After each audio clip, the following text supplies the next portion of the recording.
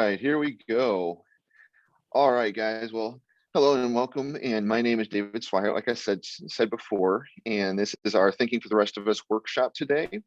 Now, I founded my business, Next Steps Coaching, with the explicit purpose of helping people to break through their obstacles in their thinking.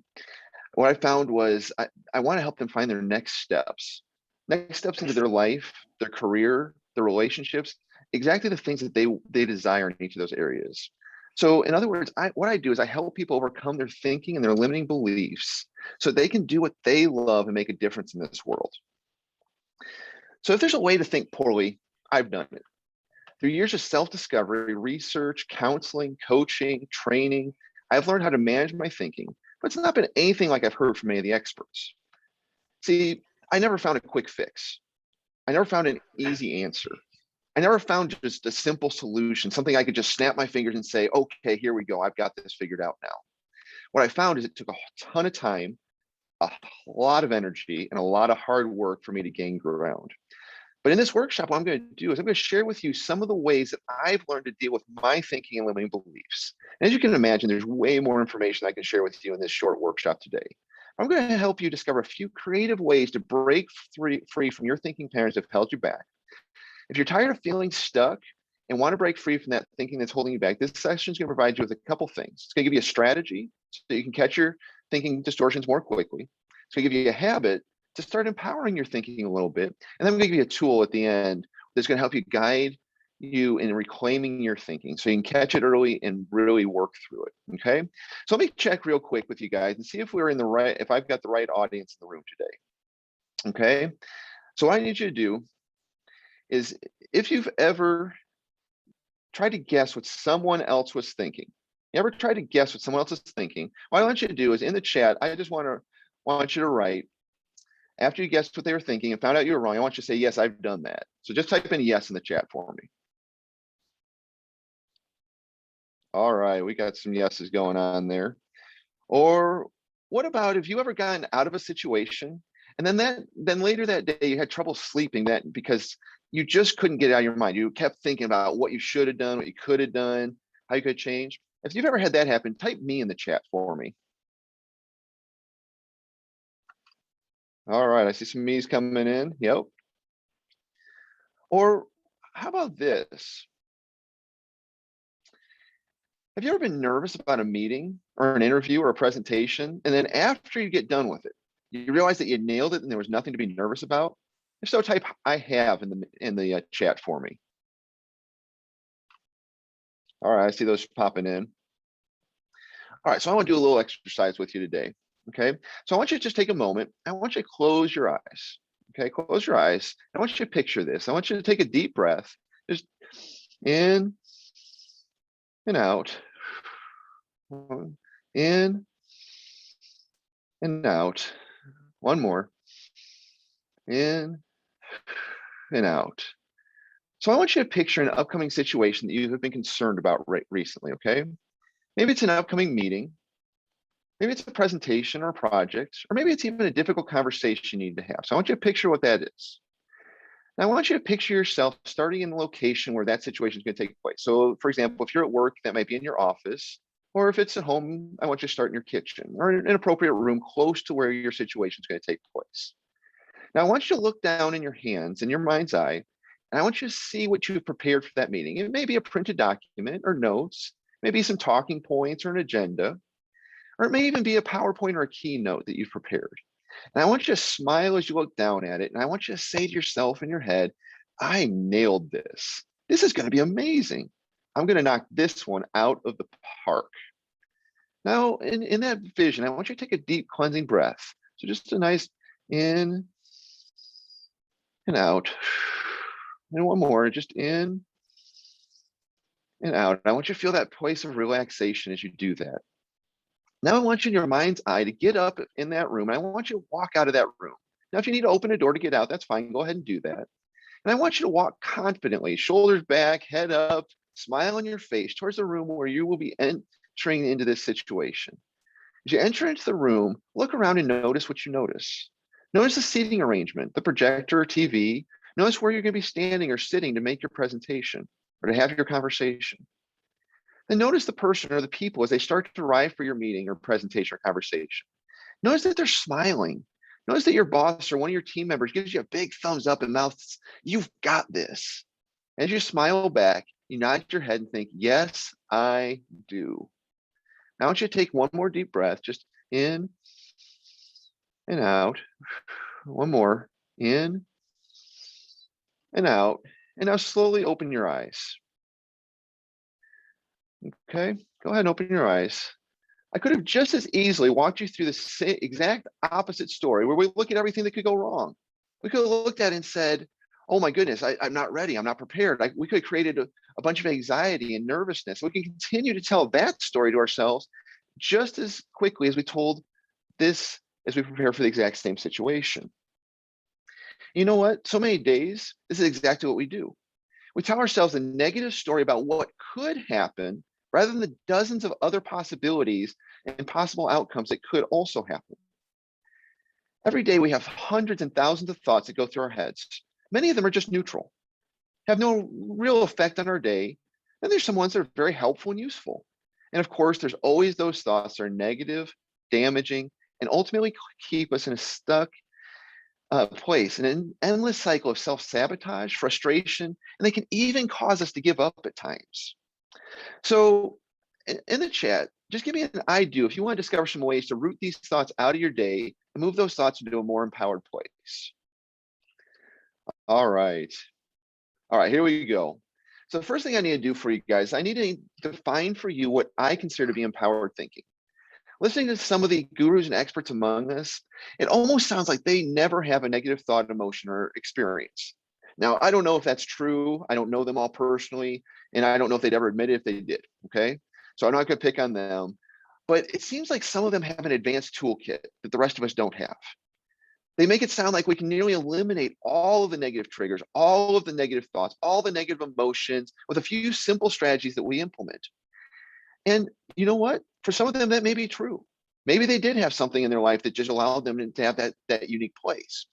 But I want to tell you that for me and for most of the people I know, this is a difficult journey that's going to take a lot of personal awareness. It's going to take a lot of intentional internal work and implementing a lot of strategies to make it actually work for you. Several years ago, when I was first honing my skills and my thinking, I was getting ready for church one morning. And the night before, I taught a lesson to my youth group. Okay. It was really controversial. Now, I wish I could tell you what the topic was, but man, it was one of those lessons I was nervous about. I was afraid of how my students were going to react to it. And sure enough, one of my students came in, and this young woman just sat down in my group and she scowled at me, her arms folded through the entire thing, and just shaking her head. I knew she hated it. I mean, I knew she hated every minute of it. And so that morning, I'm getting ready for church. I saw her dad. And her dad was in this heated conversation with her father-in-law, and he kept glancing at me over his shoulder. And I mean, kind of giving me that look like, "Don't come near me." And I'm like, "Oh man, what's going on?" And I knew the girl had hated the lesson. I knew that she'd gone home. I knew that she told her dad. I knew that now he was coming to talk to me. And this guy was confrontational. All right. This is a guy that's going to read me the riot act because of what I taught. But in the moment, I stopped myself. I took one of those deep breaths. I said, "Hold on a second. I've been working on my thinking. And you know what? All of this is out of my control. I can't do anything to change this situation." And so I just decided I'm going to focus on the lesson I've got to teach this morning and the things I can do this day. And guess what? He never found me. He never came to me and said a word to me. Next day, I walked in, senior pastor says to me, he goes, "I don't know if you're aware of this, but this guy, this dad and his father-in-law are having a pretty major issue right now. And there's a possibility one of them might even leave the church." So what was really going on there? He was talking to his father-in-law about what the situation was. And he just didn't want me to overhear what they were talking about. It had nothing to do with me. As a matter of fact, I found out later that even the daughter had nothing to do with the lesson. She was having some personal issues right then. It had nothing to do with me. But I made so many thinking errors in that process. First thing, I predicted a negative outcome for my lesson. I predicted that it was going to fall bad. So then I'm watching for somebody to have a bad experience with it. So in that second thing I did is I read my student's mind and facial expressions, and I believed that she was having a negative response. And then third, I jumped to the conclusion that dad was angry about my lesson. See, if I'd allowed that negative story to keep playing in my head, if I'd allowed that to keep going, I would have stayed stuck. I would have been in anxiety and fear that whole day, the rest of the week, probably waiting for the phone call, waiting for the conversation. And I would start using negative coping mechanisms to try to deal with my made up story that wasn't even true. See, it's important to realize that both the positives and negatives are realities in our lives, and we have to address both of them. It's important to realize that we have to strike a balance between our negative thinking distortions and the positive thinking many people promote. Many of the positive thinking gurus I've listened to make it sound like you can almost just, snap those fingers, snap your fingers and stop thinking negatively and start thinking positively. They do not enlighten you to the lengthy journey that's going to be required to truly empower your thinking. I've been on my journey for 14 years. So in the thinking for the rest of us, we're not seeking a Pollyanna experience. We're not looking for this rose-colored glasses so we can see the whole world in this perfect light and with an unhealthy optimism. That's not what I'm out to get. What I'm looking for is to look for strategies that are going to allow us to focus on both the positives and the negatives and not get too caught up on either one. Now that may sound strange to some people, but I don't want you to get too caught up in the negatives or the positives. Because guess what? Once they're done, you got to deal with the next thing and the next thing and the next thing. If we get too caught up in the negative, we get lost. We get stuck. And we have to roll through those negatives and learn how to cope with them. But if we get too caught up on the positives, we become complacent and not see the other things that are happening in our lives. Thinking for the rest of us is the ability to cope with life's events in relationships, careers, and wherever else you might find yourself in a healthy way. And again, I wish I could go into depth with you on this today and give you my entire system of dealing with your thinking, giving you the entire system of overcoming those limiting beliefs, but we don't have the 50 plus hours of teaching that I've got to get you through this. And you'd never be able to retain it even if I tried to give it all to you today, right? So what I want to do today is I'm going to give you a tactic and a strategy for growing your awareness. I'm going to give you a habit to work on your thinking and a tool to help you move forward. So you ready to go? If you're ready, type I'm ready in the chat because here we go. All right. So how do you become more aware of your thinking? So let me give you the simplest strategy I've got. Question your thoughts. If nobody's ever given you permission for this, I'm giving it to you right now. Question your thoughts. Just because you have a thought doesn't mean it's okay. Just because you have a thought doesn't mean that it's right, doesn't mean it's wrong, doesn't mean it's good, doesn't mean it's bad. It's a thought. It's a thought, right? And thoughts are thoughts. They're in your head. You've trained your mind to think in very specific ways, and unchallenged thoughts keep reinforcing the things that we have always thought and believed. For example, how many times do you have the same conversation? Okay, I want you to think about this for a minute. I don't really want to go there, but I would guess when you had conversations about our former president, that you said similar things to each person you talked to about him, right? I mean, whether you liked him or not, you probably had about the same conversation with most people about what you thought about him, right? And I feel like the rest of us, you said the same thing to many different people because then what the phrase we use is, well, when I was talking to Allison, this is, this is what I said to Allison. Like that makes it somehow better or different. We say the same thing over and over again to the same people. And these thoughts are based on our beliefs about political parties, about the role of the government, the office of president, and so much more, right? Or how about the pandemic? And again, we're not even going to get into that one. I don't want to talk about that today because, whoo, boy, talking about giving us a whole lot of thoughts, right? Now, give me a good thumbs up if you don't want to hear one more word about the pandemic today because we didn't come here to talk about COVID, right? All right, great. But see, these are the things that help us look at our thinking. When we question our thinking, when you open up the possibility, of finding another perspective, finding another option, another possibility, possibly even another solution. And this is so important because over the years, we have built an operating system in our own heads that nearly thinks for us. One of my favorite quotes is credited to George Bernard Shaw. It says 2% of people think, 3% of people think they think, and 95% of people would rather die than think. You know why that's true? This quote's true? Because when I first heard it, you know what I said? I said, I want to be in that 2%. I'll be in that 2%. And I try to prove to myself I'm in the 2%. But then I realized how many things I do every day that I don't even think about. Don't even think about. And I realized, you know what? Most of the time I'm in the 95%. Most of the time I'm not even thinking about what I'm doing, the conversation I'm having, who I'm hanging with, anything. And I realized it's because I've taught my brain how I want it to think, and then I let it do most of the work for me. We don't question our thoughts. They're based on this belief system. And we've been building our belief system, if you can believe it, since infancy. We've made so many critical decisions that were made before we even have a cognitive memory. So this first tactic is question your thinking. Question your thinking. Every thought you have, good, bad, or otherwise, question it because you want to figure out where it's coming from, why you thought it. So the second thing we need to do is we need to develop a habit. Okay. So most of you told me at the beginning that at some point you've tried to guess what somebody else is thinking and you've been wrong. In former years, I would have been exceptionally concerned about what each of you was thinking about my presentation. As a matter of fact, I've been so busy looking at you guys, I've been like losing my place. I've been like, oh man, what's Velveeta thinking about this? What's Lorenzo thinking about this? What's Allison and Jasmine thinking about this? Oh, I wonder if they're liking what I got. I'm wondering. And I realized, you know what? I've got to do my thing. I've got to give you my content. And it doesn't matter if you don't like it, well, maybe I don't connect with you for some reason, right? For some, if I read Velveeta's book and I don't like something about her book, it's nothing about Velveeta. It's about me and where I'm at right now, right? If Velveeta reads my book in the future and she doesn't like my book, that's not about me and her. It's about, maybe we just don't connect right. It doesn't have anything to do with it. And see, that's why we've got to develop a good habit here. Because what I would have done is I would have got myself all worked up. I would have got myself all nervous. I would have been sweating. I would have been doing all these negative habits. I would have been, all caught up in this. But see, I learned this simple strategy when I really need to know how someone is processing what I'm doing or saying. I developed a habit, right? And my habit's simply to do this. I ask people, what are you honestly thinking right now?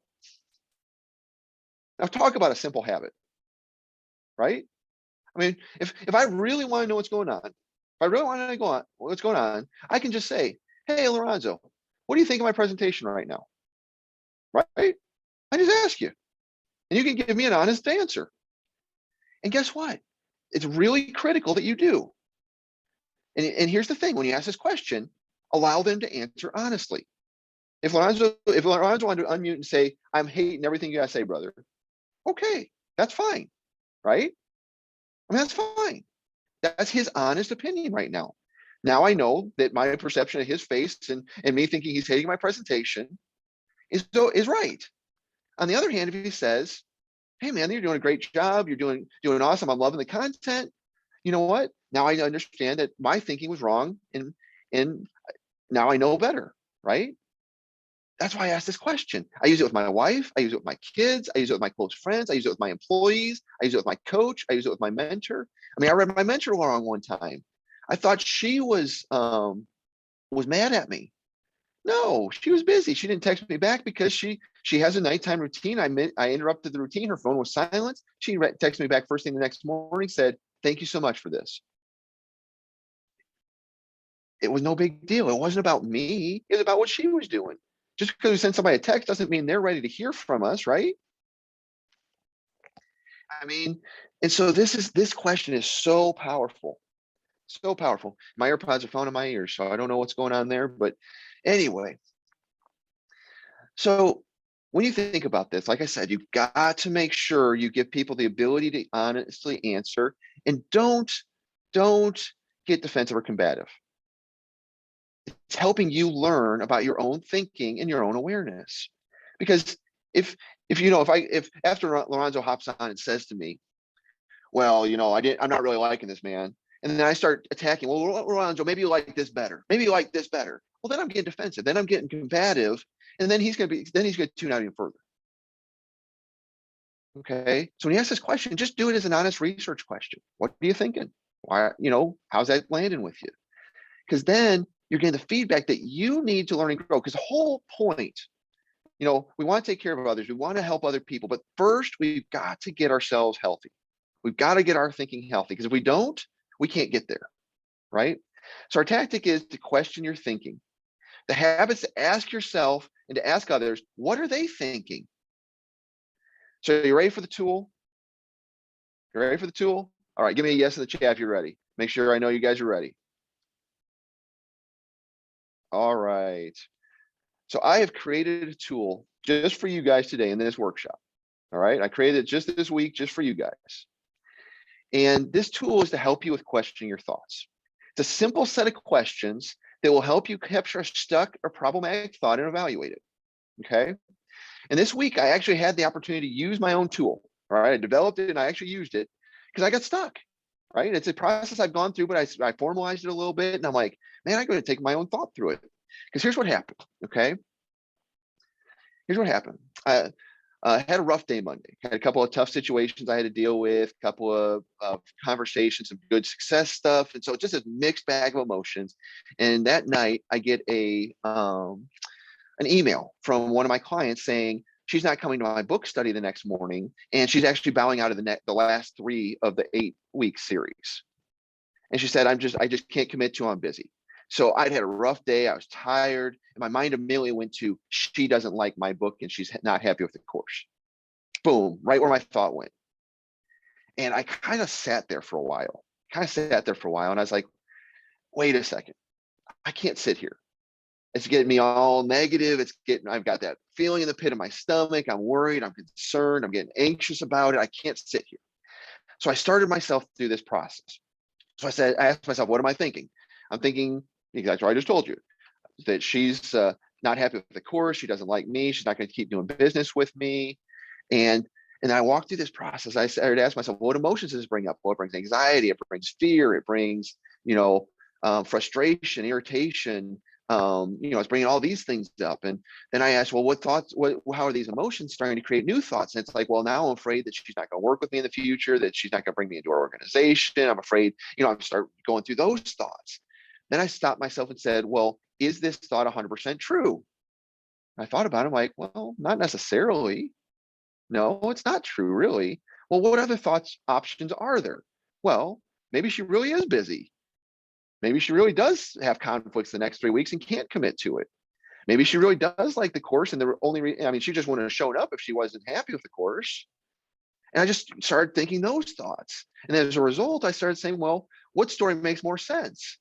And I thought, well, really, the story that makes the most sense is actually the latter one. I know this woman. She is extremely busy. We're getting into the cold season. She works in overnight shelter. So there's good chances we're getting a cold season. She's actually got a lot of work on her plate.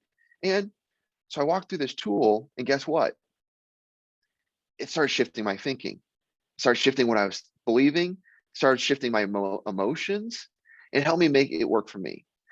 And my ability to shift my thinking was accelerated. Instead of losing a couple of days or even a week to my thinking as I would have in the past, I was done in an hour or two, right? That was pretty quick. And in this tool, it's a fillable PDF of the very questions I go through. And you'll be able to, you can do it on your phone, you can do it on your computer, you print it out and write it if that's more your style. And you'll be able to use this tool. And I'm going to give you an access to it today just to say thank you for attending my workshop today. And, just the opportunity to do that. So all you got to do is go to this link, www, and you got to put the www in, thinkingfortherestofus.com/catch. It'll ask you for name and email. It'll send you an email with the PDF right in it. Okay, really simple. And when you go there, you get a couple other points there, but this tool is going to be awesome. Catch your thinking. And when you get that tool, you're going to be added to my email list. Okay, so I just want to give you a heads up, because in a couple of weeks I'm going to be holding a mega study. Okay, it's going to be a time where I'm going to go through mastering your thinking and beliefs. It's going to be a complimentary webinar, just where I get a little bit more time with you, give you some opportunities to think through that. And if you download the tool, it'll put you right into the list. They'll get those emails when I send them out. And where I'm going to do in that workshop is going to go a little bit deeper than I went today. I'm going to give you a little bit more information about some of the thinking patterns, a little bit more information about how that ties into the belief structure. And then I'm going to open up during that webinar my 12-week deep dive into my thinking course, Thinking for the Rest of Us. Okay. And that course goes through 12 weeks. There's an introduction and 11 modules. It goes in deep dives to really teach you how to deal with those thoughts, because we've all got them. I mean, everybody who's gone through my course, even people who are like, man, I'm pretty positive most of the time. When they went through my course, they were like, wow, I didn't realize how much I still did. Right. I mean, they just didn't realize that it was that their thinking just kept coming back over and over and over again. And I mean, I had one client, as a result of going through the whole course. She had been estranged from her dad. Her dad had divorced her mom when she was really young. And going through my course, I mean, I never anticipated this outcome. I mean, you never guess what people are going to get from it. She ended up reconciling with her dad that she'd been estranged for 30 years, 30 plus years, because she realized that all of her thinking was shaped by her mom. She realized that everything that she thought about her dad, she had no firsthand experience with her dad to know if any of it was true. She decided to start from scratch and decided, I want to just know who the man is. I don't know anything about him. I don't know if anything my mom's told me is true. And so she took that and really went deep into it. And so if you really want to get deep into this, if you really want to go into it, this is my first of two courses. I do the thinking for the rest of you. Then I've got my second one that really builds on the thinking. You got to go through the first one to get to the second one, is limiting beliefs for the rest of us. And that course would go deep into the belief system. And if you haven't done the work in the thinking course, it's just not, the beliefs course isn't going to give you what you need. Okay. And that's in that beliefs course, we take a really deep dive into how the beliefs work. And that course is it's hard to explain the results you get from that, because everybody's in such a different place. And sometimes and the older you are, the more your beliefs are rooted. And so I tell people, if it took you 30 years to put that belief in place, guess what it's going to take you to pull it out? Not a week, not a month, probably not even a year. You're probably going to be talking a couple years to get that baby uprooted. All right. And so so if you come to it, come as a learner, come ready to really go deep. I mean, I'm gonna warn you, people cry in my courses. It's not because I want them to cry, but we hold the space for you. When you hit something, we don't let you just walk away from it. We say, hey, okay, you're hitting it. And I've even had to tell some of my other clients who get a little nervous on that group coaching call when somebody's losing it. I say, guys, we got to hold the space for them. It's a safe place. We got to hold the space, because they just had an aha moment, right? They just had an aha moment. And if it's hit this emotional trigger, we need to figure out what's happening. And we hold the space, right? Because we go deep. We're not just going to let you sit there, because that's the whole point. The point is to get you through it. And so, guys, I can't tell you how thankful I am to be here today, to have been able to share this a little bit with you. And